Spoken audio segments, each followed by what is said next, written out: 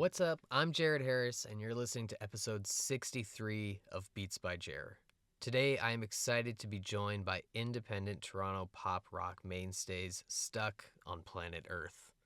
The band has just released their sophomore full length album, All But Nothing, on May 1st via Anthem Entertainment, following a long run of singles that goes back to 2024. As a whole, All But Nothing stands as a striking step forward from the band as they embrace a more live tone, building upon the sound crafted on their 2020 debut album, Beautiful Nowhere. Here is my conversation with Stuck on Planet Earth. Stuck on Planet Earth, Al, Andrew, and Adam, thank you for joining me today on Beats by Jer, and congrats on the release of your second full-length album, All But Nothing. Thank you Thanks, so man. much, dude. So, before we talk about the record, tell the listeners a little bit about the band, almost like a highlight reel of what makes Stuck on Planet Earth Stuck on Planet Earth. We're a three-piece rock band from Vaughan, Ontario, and we put on a high-energy show. And I think that there's a lot of diversity in the kind of music we make. So there's something in it for everybody. There's some fast stuff, there's some slow stuff, there's some mid-tempo stuff. But at the heart of it really lies just vulnerability and being able to be open and honest with our music, even if it makes us uncomfortable. So that's kind of always what we strive for. Now, there's a lot of like that sort of discomfort on this record. Um, so All But Nothing is your second full-length album. It follows 2020's Beautiful Nowhere. Um, Tell me about the writing behind your new album. Where does that begin in the timeline? Yeah, so I mean, like after COVID had happened, we were trying to reinvent ourselves a little bit because so much had happened after COVID, and we were sort of in the throes of, you know, putting out our record called Beautiful Nowhere, and at the same time, it was like an exciting time for us, but at the same time, it kind of all got stunted by obviously the pandemic, which affected so many, bands and artists during that time. So we um we were already stockpiling songs, and then basically got dropped by our agent at the time. We had to let go of our management just because there was just some differences happening, and so we were kind of going through all of these changes while still trying to keep motivated and still try to write music. So lucky enough that our label was sending us down to do some writing sessions down in Nashville. So we went down to Nashville probably a handful of times, and we started to write all these demos, and we came home after 3 or 4 trips with what was like 20 demos, and then basically whittled it down to what this album is now. So all of those songs, I think with the exception of Highway Song, which was written in Canada, but the rest of them were all written down in Nashville. Most of them were demoed in Nashville, and then only a few of them were officially recorded there, and then the rest were recorded in Canada. But basically, it was just like, you know, just a lot happening in that couple years in terms of like, personal stuff, personal struggles, and just a lot of changes, during that time. So we wanted to, I guess, put it all into the record. How much do you feel those changes, whether it be the personal ones, whether it be the behind the scenes industry type changes, how much of that do you think is reflected in the writing and performance on the album? I would say a lot of it, like, because so much changed during the pandemic as well. It was like you had a certain type of industry in 2019, and then as it like went into 2022, it's like the industry totally changed. Mm. And then a lot of it happened with us too, with, getting dropped by our booking agent, firing our management at the time. And, it was a whirlwind during that time. So like, and also too, we were kind of trying to like find ourselves of like, okay, how do we push ourselves? And because like you weren't going out, so it was like hard to experience shit too during the pandemic, to actually have something to write about. So I think all of that kind of played a big role in how the direction of this album kind of went forward. Cool, yeah. Um, how did you guys find like holding it together? Like that's a lot, right? To be dropped from an agent and then to have to fire management, like that's a lot. How did you guys find Yeah. a way to hold it together as the three of you? I think we've like the one thing about our band is that we've always sort of stayed in our lane. We don't really, we wear blinders and we just kind of do what we do, and we don't try to concern ourselves with too much of the stuff going on around us. And we, at the core, we just knew that there was a lot of music to make and there was a lot to say. And at the same time, we didn't want to,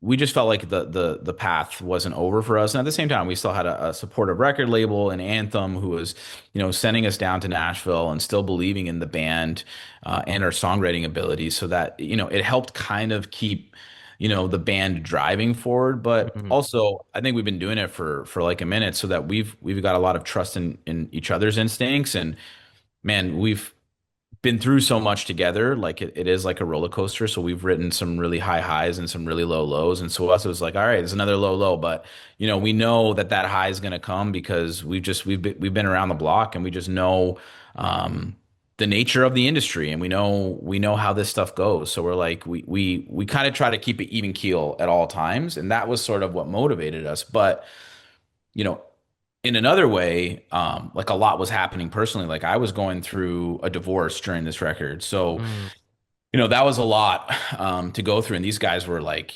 not only my bandmates, but my best friends sort of through the experience. And so a lot of that was put into this record. And I need somewhere to place these emotions and feelings, right? Like it's not all just for, therapy. Like that's what music and art is for. So the idea of being able to like pour out everything that I was personally experiencing on this record, and have the support of these guys to be like, all right, how are we gonna say this, and at the same time, be tasteful about it, because I was going through so much personally, but there's such an emotional attachment to this person that I spent so much time with in my life, and that I have nothing but a love for. Just the situation was what it was. And so it was kind of like a mix of all of these things, but being able to be vulnerable enough to be like, man, like I really want to put this in the music, because that's kind of like the only thing that I know how to do. Obviously, with the support of these bandmates who, I mean, in their own right, we're going through a lot of changes, and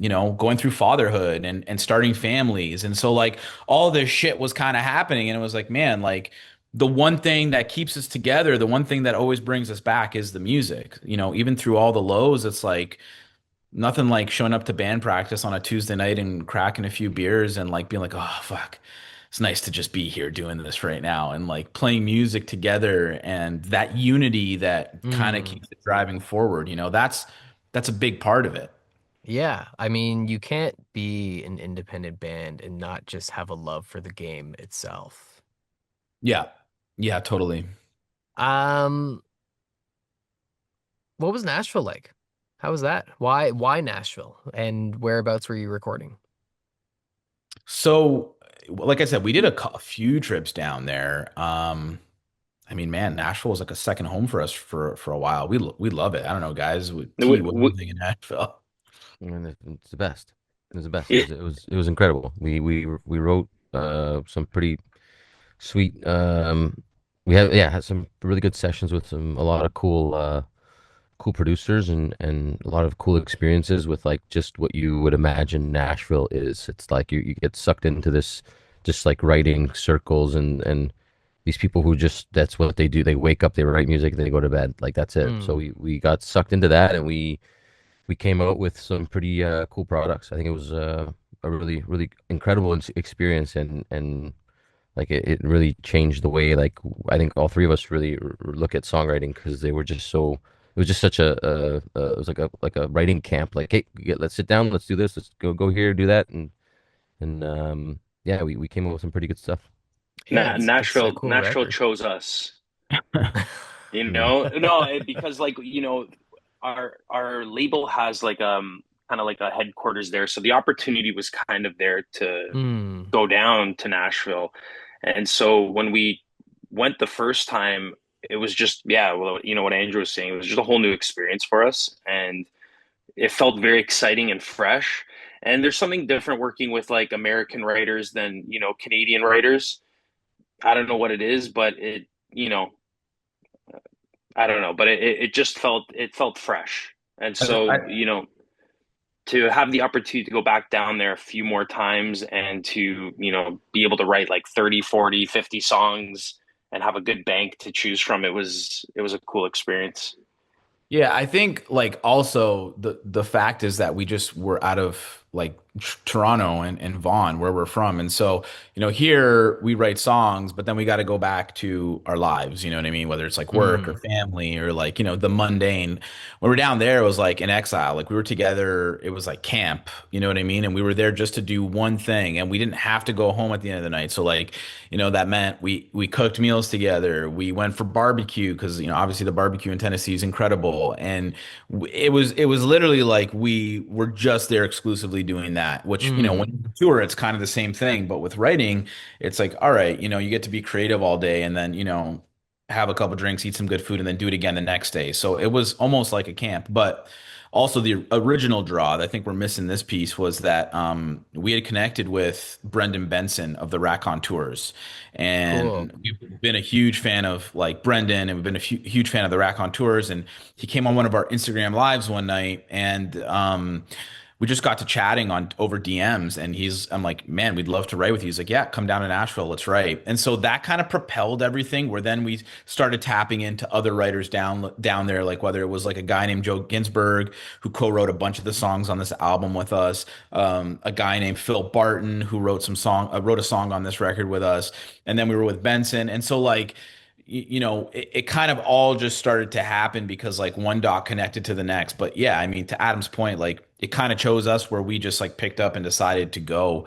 And it was a huge learning experience to be down there, just doing that stuff all day, every day. And then not just doing it one trip, but going back a second time and a third time. And then, to even throw in going to Sun Records when we were down there and playing a song that we have called Crack in the Glass that we did an acoustic version, and hanging out in Memphis. So like it just really it was really inspiring for us to be there doing that stuff. It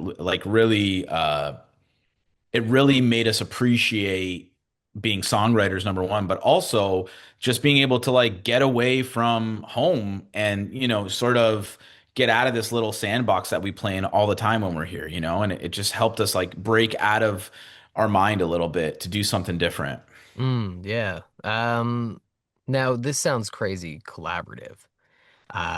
Was that something that you guys have done in the past, like getting different songwriters in, different producers in, Yeah. or was this an entirely new way of making a record for you guys?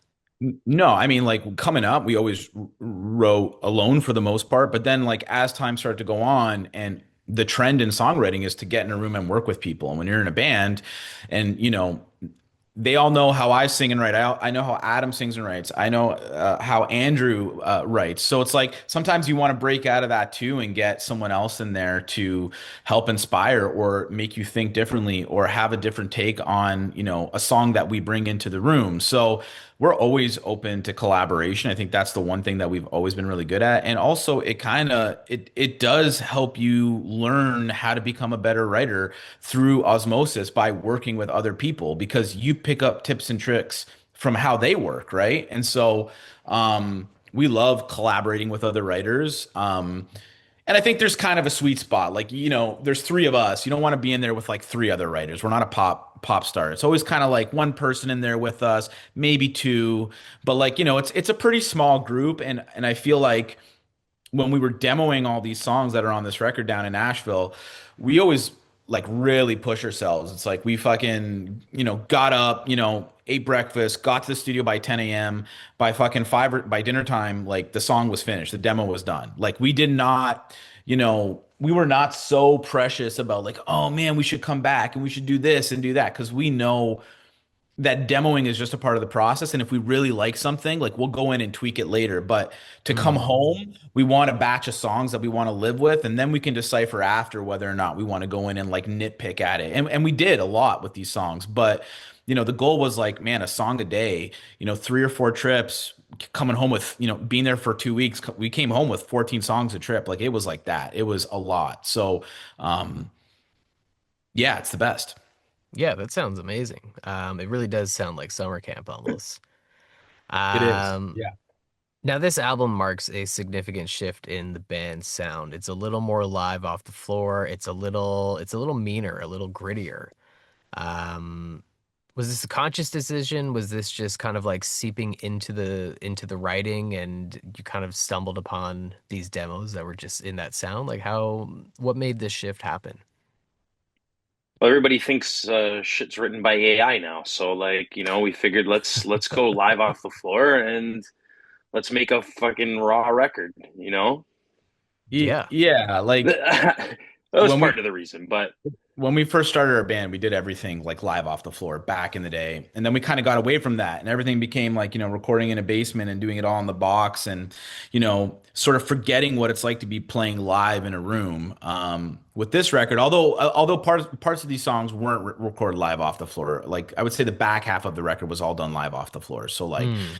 that would be like Black Champagne, Sun Gazing was live off the floor, High Vibration was live off the floor, Cavities was live off the floor. I think I'm missing one more in there. Oh, Hollow was live off the floor. And then like Erase Me was done in a studio at the same time that Slow Dancing was. And then we did two songs with Hill, which was like Roll and Highway songs. So those were done in a studio. But like I mean, not live off the floor. But the idea was the last record was so polished. We love how Mm. polished it was. It was amazing. It was great, but it kind of made it difficult to play some of the things. So we're like, man, we really wanted to push ourselves to kind of return back to form where it's like, man, we want to be able to play this shit and sound like, the energy that we know that we came up with when we started this band. So it was kind of like a bit of going back to that while taking from, the semi-stable EP, while taking from like the Beautiful Nowhere and using, what we learned in terms of like Andrew triggering, his pads and samples and putting it on this stuff. But I think just not as much production as in the past, where it was like layered with guitars, layered with so many synths. We really wanted to dial back because it's about playing it live and making sure that we could really pull it off. Yeah. I mean, it sounds that way. It's a really cool record. Do you guys have a favorite song off this album? Hollow. Why? Um, because I just like the way it's almost as if like it feels like this anyways. Almost like feels like every instrument's kind of doing their own thing, but yet sonically it kind of comes together. Where it's like I don't know, just something like yeah, that's probably my best explanation. It feels like each of us are doing something different, but yeah, yet sonically it kind of works. It's like this groovy kind of thing. Yeah, that's my answer, and I'm sticking to it. All of them. All right. Um, I'd say like mine is, I mean, I've got two, like Slow Dancing for sure. Have a soft spot for that one because I just feel like the messaging was really like close to home for me in particular during with that song. And then man, I love I really do love High Vibration and Sun Gazing. Like Sun Gazing especially is like a song that we hadn't recorded for a while and it's been around and I feel like I've been always coming back to that and picking up the acoustic and playing it and I don't know that one is like yes, I love the word the sorry, I love the melody, I love all that, but really it's the words for me in that one that like makes that feels real, really real to me. So I love Sun Gazing. Yeah, it's a good one too. Um, Andrew? High vibrations for me. I think that that song.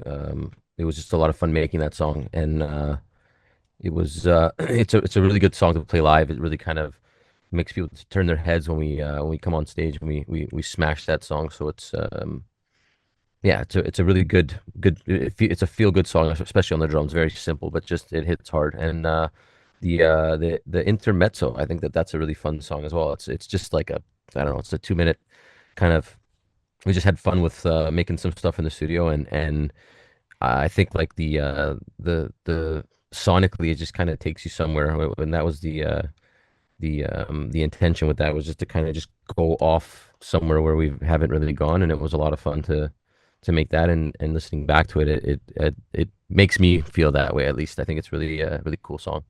Yeah, cool. Yeah, and the intermezzo was written like pretty recently, man. Like we did that at the end of December of 2025, and then that was a first for us because we went in the studio and like we Andrew fully produced that one on the production, and that was something that was brought super late in the game that we were just, I don't know, it was written maybe like 3 days before we got in the studio, and we were just trying some shit out, and it was like, Mm. man, okay, there's something here, and we started messing around with it, and we wanted that song to really kind of tie back to the message of the album, which is, if you listen to the lyrics in that one, it's really about the album cover, which is the Ouroboros snake, which is That was my sort of the next theme. question. Yeah, which is sort of the theme of this record. And so it was like an ode to like tying the record together with that song to make reference to that snake. What does the album title and the album art mean to the message of the album? Yeah, I think we had come up with so many names, but we landed on all but nothing because it just feels like at one point our tank was so empty and we didn't really know what the future of the band looked like, whether it was through COVID, whether it was through, having to let go of management, getting dropped by an agent, whether it was going through these personal struggles like, this divorce or all of these changes with our families at the time, and really not knowing where to go, and we felt like we were on empty, but this was like all we had to give. It was like, fuck it, we're gonna put it all into this album. It was like the blood, the sweat, and the years that it took to make it. So that's where the album title really resonated with us, but also the snake. It's kind of like this symbol of life, which is that, life is messy, but it kind of continues. And so it's the snake eating the tail. And it's like, man, so much stuff had happened personally on this record, but the fact that like life just keeps moving, it's like there's no stopping. It's messy, it's ugly, it ain't clean, but like it just continues to move forward. That was sort of the idea behind it. And when we sort of landed on this idea, we're like, fuck, all right, this is really cool. And then I think we had been going back and forth with like, okay, what colors do we go with or whatever? And then like, I don't know, like maybe like 2 months ago, Andrew's like, oh, we should try to like maybe do something like white. And I think Adam you were bringing up the old AFI like album cover, and we were just really inspired to like have something look clean and fresh and represent life. And it was like, man, just as soon as we saw that color palette and the symbol come together, it just felt, yeah, it looks like just really it looked really classic to us right when we saw it. We're like, man, this looks and feels really right. Yeah, I started going through a bunch of old vinyls and started kind of just cleaning up a bunch of like old boxes I had of just vinyls that I've just have never opened in years, and my eyes would always go to like the ones that were really, really bright and white and kind of Mhm. minimal and not much on it, and so I kind of wanted to see that again because like there's some vinyls that are just legendary that you see it's like it's plain, and then you got some that are really out there, but I think that with Beautiful Nowhere that helmet and everything that was going on with that, with the like the repetition of the helmet, it was really complex, and I kind of thought that this one we should do something way more simple. And yeah, the white just it's crisp. It's super sharp for sure. Sweet. Um, a lot of work has gone into this record, obviously, and a lot of work has gone into the lead up. You guys have been dropping singles since I believe 2024. Yeah. You've also put a lot of work into the music videos. Is there a music video that especially stands out to you guys?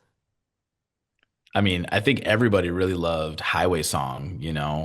For us, we loved Highway Song. We shot and, directed, and I edited that thing myself. So like that one for me is really, it's a beautiful video. Mm, And so many people kind mm, of reached out to us, I think all separately, being like, man, this is really cool to see because it really does take you through like a bit of a journey with where our band has come from, and at the same time, the whole thing behind that song was like, again, it's back to this idea of like we just didn't know after COVID how to continue on being a band. It was really, really hard, and we thought we were going to break up. We're like, we don't know where to go here. And so that song was really born out of this idea of like, if it's all gone tomorrow, like what's kind of like our last song, and mm. that's how it ended up being the last song on the album. But also it's kind of like a retrospect look at where we've been as a band and the fact that this band's been the same three dudes, and we've been. Which is like no easy feat in itself. No, no. So that video really, I think, highlights like this history that we have. And it's like, if you know, you know, with our band. Like, to some people we're a brand new band, and the people that have been here all along, they know we've been around. So that for me has been my favorite video out of this bunch. I don't know about you guys. Roll. Roll was Mhm. probably my favorite because we did it in one shot. Which one was Roll again? The So roll we got this like camera to like spin around in the middle, and like mm-hmm. Andrew set up these like TVs on behind us, and we just had different different imagery on each TV, but it would just like keep spinning around, and we would follow the camera, and we never really did anything like that before. So it was like really cool to like do a one shot music video, to like just Yeah. kind of plan it out how we were going to do it, where we were going to stand, and then just like, all right, let the camera roll, and let's just basically kind of almost felt like Beastie Boy style. Yeah. Yeah. I like that one too. Yeah, roll was fun. Roll. I think roll was a lot of fun. It was a lot of work. It was a lot of just kind of like, oh, we can use this. So why don't we try to do this? Let's put that there. Let's see what happens if we do this. But I think my favorite video was Erase Me because I had to do nothing. So Yeah, Erase Me was great too. I It was literally, pretty good. Yeah. We hired the director to like put something together, and that was it. yeah, They handed us something. We were like, this is great, yeah, we and watched that the first works 30 too. And seconds that of works too. We're like, yeah, You know this, what? You got to do so much shit when you're in a band that like, if you can get someone to take the load off, And videos take like a day, like at yes, least to shoot. yeah, well, you know what? I'll say this with roll and even with high vibration, like it took, those were videos that we did all pretty much like, ourselves with the help of some, like maybe like a little bit of help from some people here and there. But like we, I feel like we're at the point where we're just like, okay, we're gonna do this, and this. Let's get there. Let's set it up. Let's tear it down, and let's get the hell out of there. Like Mm, we gotten pretty efficient with we're it, but efficient. We're a yeah. very efficient band, and yeah, as we carry forward. So I think, like, yeah, that's the one thing about us. Like, we kind of like set out the vision, we talk about it, we get inspired by a few different ideas, we kind of like put those ideas together, and then we're like, how can we execute this in our way? And then we just get the shit done however we can. And yeah, so it's the last bunch of videos have just been basically self-directed and self-made by us, which, I mean, it's not that crazy in this day and age when you're playing in a band. You have to wear, I mean, you have to wear 1,000 hats now. So Like, many hats. you have to do everything now, right? So it's like, at sometimes it's really great to be in control and to do all that shit, but also sometimes under the same breath, it's like, it's really exhausting sometimes to do all that stuff. So, um, but the video thing, man, we were never good at, and I can honestly say this record's proved to us, like, oh shit, we can kind of pull off videos now, and we can direct and edit them now, and we can kind of like do all of it sort of ourselves, Mm. not have to rely on other people or spend, what we used to spend or what our label used to spend on making videos. So, um, Now, yeah, was this a choice out of necessity, or was this a choice out of like some sort of like creative, like what if we and tried this? I think it's a little bit of both, but okay, so I'll say this with Beautiful Nowhere, we had a lot of momentum at that time, considering it was COVID, whether it was like, radio play, or whether it was, we were like on a Netflix show. Like, there was like things moving, even though we couldn't play. But the one thing that we regretted is that we weren't able to like really give as many of those songs on that album a real chance to be front and center. And what I love, and I know we've just, like, we were just talking about this, like, five or six of these songs on this album, we wanted to slow leak them as singles. Like, we know where we stand in the music scene. We know how times are. We know how hard it is to get attention out there. So it was like, man, like, let's put out singles, and like, let's all put them on the album, but let's give every single a chance. And we did, you know what I mean? Like, we put out videos for them all. We had different vibes for them all. We did several photo shoots. Like, we really wanted to build this record so that when it came out, it already felt like, oh shit, like recognizable to the people that Mm. care. And so, we started off with slow dancing, then we did like Erase Me, then we did Roll and Highway Song, High Vibrations, Sun Gazing. So like that's 6 tracks that have all had an opportunity to like live and breathe. And man, we've been talking about doing that for years, implementing a plan like that and a strategy like that. Instead of just like working forever on an album, putting our blood, sweat, and tears into it, and then it just comes out all at once. And then it's like, that's it. It's done. We Yeah. wanted to like sort of give this record a real fighting chance, especially with the way that the music industry is now and how competitive it is and how many people are putting out music and all of the things that are happening all at once. It's hard enough to get attention in a curated world. So it was like, man, we really when we look back at like how we've executed this album, and obviously we've had a great record label along the way to to help us execute some of this stuff, but just being able to like put it out over a period of time and then still to release this album coming out where there's 4 new songs that people haven't heard, that's to us like that feels really good. It feels like a really good release for us.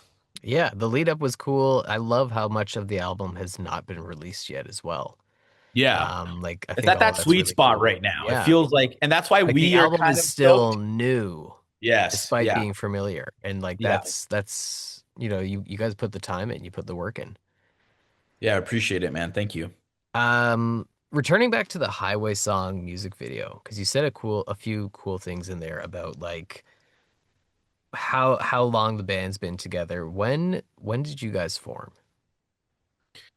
Man, we formed in 2007. So Whoa. It's yeah, been the Yeah. three of you for almost 20 years. Yeah. yeah, and That's like. insane. But like, here's the thing with that, right? Like, okay, so we had a whole bunch of releases independently. We had a #1 song independently. And then when we sort of got signed back in 2018, it feels like that's when the career really started because Mm, all that other stuff doesn't exist online anymore, with the exception of a couple things on YouTube. But like, that's when we started getting attention with Beautiful Nowhere. And so, like, fine, we've been a band since 2007, and we put in the work and we learned, we toured independently for fucking years in the States and in Canada. But really, it was the beginning of, signing the record deal that I think people really began to learn that we were a band. So, yeah. so it feels a little more fresh than that. I saw you guys first in maybe 2015. I want to say it was the Damn. Mod Club. You were opening for Scott Weiland. Yes. Was Oh, that the Mod Yeah. damn. Club? Was that the Mod Yeah. Club? Yeah. Damn, That was the yeah. Mod Club, And dude. I Yeah. was so blown away. I went and bought a CD. Drives me nuts that this CD is not anywhere on streaming. It was fuck, I cannot remember. It had like this was it like a black and white cover with like a girl on it, like Yeah. walking on the street or something like that? Play It would along? have Was been it play play along? along. It was like a couple Yeah. holding hands. Yeah. Yes, that okay, that's what it was. Yeah, yeah, yeah. Yeah. That was a sick record. That's a totally unrecognizable band, you know? Yeah. That Yeah. was I mean, crazy. That was like back when you guys did the around the time, I guess, like the Genuine cover. yeah, yeah, yeah, yeah. I mean, that was all Yeah. pretty close to getting signed, but like there was definitely like a conscious effort to when we first got signed, it was like, do we shed the band name? Do we become something else? But we were so proud of the history of the band and we Mm, didn't want to do that. But at the same time, like we did want to like sort of freshen up the branding of the band and we did want to freshen up like all the new music we were putting out, so it was a conscious effort to like take that stuff offline, and we've been talking more recently about at some point putting it all together and maybe getting it back on streaming for sure. yeah, you should do that. Yeah. I mean, I love the new stuff too, right? I love the band, but yeah, I saw that show and I was like, holy shit, these guys are cool. Thank And you, dude. then yeah, the next record came out. It was a total departure, which I like respected so much. I was like, that's so cool. They went in a totally different direction. Love that. Um, but that CD back in the day was so good. It's crazy. Um, wow, 2007. Like good for you guys. That's so impressive. Same three dudes, almost 20 years. That's insane. It's been a This whirlwind. And yeah. we're still 25. Yeah. That's probably the most impressive part of it. Um, this song, like you said, if it's kind of like if this was your final song, this is the song you want to go out with. You put it at the end of the record. The video is, I think the video captures the reality of the band life of getting in the car and whether you're going to practice, the studio, the next show, the early mornings, the late nights, it's not the glamorous what we see on stage, but then you have it cut with all this older footage, and I think it was really cool. Um, what does like looking back at almost 20 years, like what does looking back at this band, what does it mean to you? Like Well, how do you reconcile almost 2 years of sorry, 2 decades of music? but you feel fucking crazy. That's for one. It Yeah. makes you feel a little bit crazy because you're like, holy shit. Like basically all of our teenage years and our, adult years have been spent playing in a band. So under in one breath, it's like all we kind of know is playing in a band, and all we Mm, know is having this thing in our lives that, has been the heartbeat, and through all the ups and downs, whether it's been like, like death in the family or fucking divorce or, marriage or kids or friendship, like it's sort of been the one constant that's always been there. And so it feels crazy, but it's also kind of like this beautiful thing that I think as we get older and continue to play, we really love that. You know what I mean? I think we mm, really love that it's kind of been the constant heartbeat in our lives. And maybe it drives everybody else crazy, but for us, it's like, fuck it, man. This is what we love to do. It's you really gotta love this shit because it's not easy mm, and there's so many twists and turns. But recently there's been a certain uptick in our band and we've really felt the energy shift with our band, especially in the last like year alone. And so to do this full circle thing where like, to be so down for a while and still fight through it and still trudge through the fucking mud and then all of a sudden have all these fresh eyes on us and to see, you know, the band growing with new listeners every single day right now and to see people on social media really taking a liking to the band, especially in this last like year and a half. It's like, man, that's the shit that keeps us going. Those are the highs where it's like, man, this music still it means something to somebody. And I can't tell you how many times we've been on tour and some random person's come up to us at the merch booth and been like, man, like, your song Undercover uh really helped me through a tough time, or Slow Dancing really helped me through a tough time. And like, man, that's the shit. That's the stuff that keeps us going. Whether it's just that one person, that's enough for me personally. So it's just always been there. I don't know about you guys. Yeah, I don't know. Sometimes I'm like, who am I? Like you just like the fuck. But no. I think it's good. It's definitely it keeps an exciting part of your life, Like mm. that like when you get down on stuff or like shit gets hard in life, the band's always there to kind of pick it up. So Yeah, yeah. yeah. Yeah. I got nothing. Um, let's look forward now. The record came out on May 1st. What does the rest of 2026 hold for Stuck on Planet Earth? Shows. Lots of shows. I mean, Yeah, man. we spent the last it feels like we spent the last 3 years making this record, especially when we released Beautiful Nowhere right when the pandemic had started. Obviously, we didn't know that was going to happen. Mm, Um, so, to not be able to get a chance to really push that record the way we wanted to. I mean, we tried to through like online stuff, live streaming and stuff like that. So now it's just like a matter of like going out, playing as many shows as we possibly can, trying to get in front of as many people as we possibly can. Because I feel like we didn't really get that opportunity with our first record. And then we started writing this record as the pandemic was still happening. So shows. Yeah, we're You making know, up for Sick. lost time. yeah. Yeah, for Making up for sure. lost time, For and we're sure. playing a lot. And um, man, what else? Social media, I guess, is the thing now that we've been doing a lot of. So we're still figuring that thing out, but it's working. So yeah, more of that. And that Cool. and that takes up a lot of time as well. You know, the social media Yeah. thing now that like we've kind of gone on a roll with it now more than we've ever have. And I mean that's daily work. Like it's not like it's one of those things that just like doesn't stop, you For know? sure. So Yeah. Yeah. Yeah. Yeah.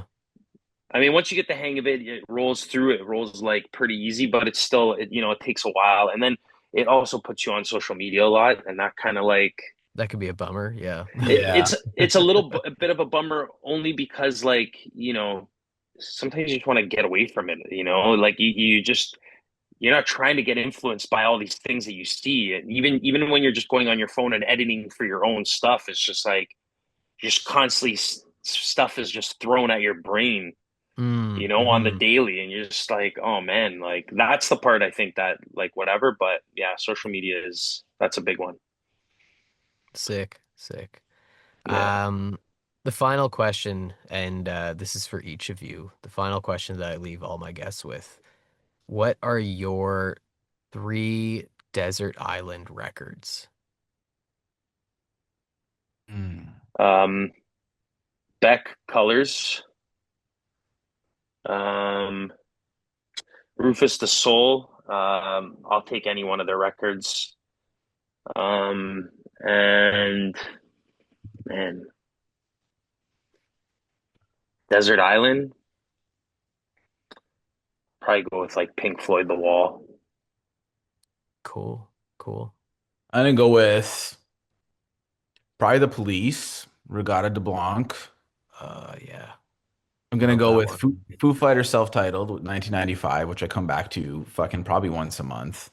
A lot of songs on there that I love, Mm-hmm. and I feel like I really yeah, that record for me I always come back to. And then I don't know, Jimmy Eat World Bleed American. That's a big one for me where I think again it really has that diversity. It's got like the hard, fast, rock bangers. It's got the mid-tempo shit, and then it's got the slow tempo stuff. So I feel like that really speaks to me because when I listen to our band and the kind of music we make, I feel like there is something for everybody. And Mm.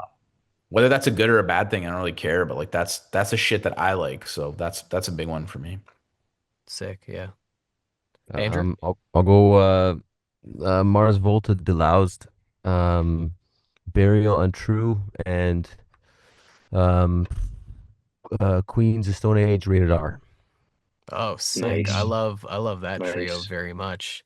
Mhm. nice. Yeah. Cool. Well, guys, thank you very much for joining me today on Beats by Jerry. It was a pleasure. Hell Thank yeah. Thanks you, for having us, thank you for man. having us. Appreciate your time. Anytime, guys. Anytime. And congrats again on the album. Thank you, Awesome, dude. man. Thank you. Thank you for joining me for my conversation with Stuck on Planet Earth. All But Nothing is available now across all digital streaming platforms with merch available via stuckonplanetearth.com. Tune in next week for an all-new episode focusing on The Black Album by Prince, the most widely bootlegged album of all time, and a record that, despite an eventual limited release, remains largely disowned by its creator. I'm Jared Harris, and this is Beats by Jer.